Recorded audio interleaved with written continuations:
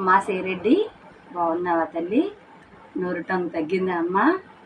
ఏదో మీ ప్రభుత్వం ఉన్నన్నాళ్ళు, వైసీపీ ప్రభుత్వం ఉన్నన్నాళ్ళు తెగ నోరు పారేసుకున్నావు తల్లి.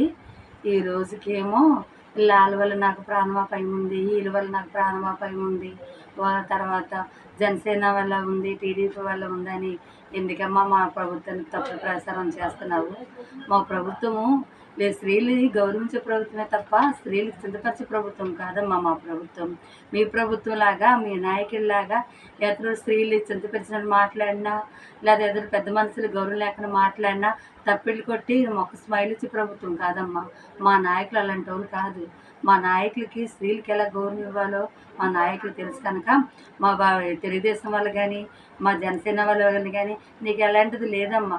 వాళ్ళ మీద బొదలు జల్లాలని చెప్పి నీ నాయకులు నెల మా మీద తీసుకెళ్తున్నారు. కానీ అలాంటి తప్పుడు ప్రచారం మానేసి ఇప్పటికైనా నేను ఒక ఆడ మనిషిని, నేను ఒక స్త్రీని అని అణిగి మణిగి ఉండి నువ్వు చేసిన పొరపాట్లు సరిదిద్దుకొని జీవితం హ్యాపీగా ముందుకెళ్ళడానికి చూడతాను.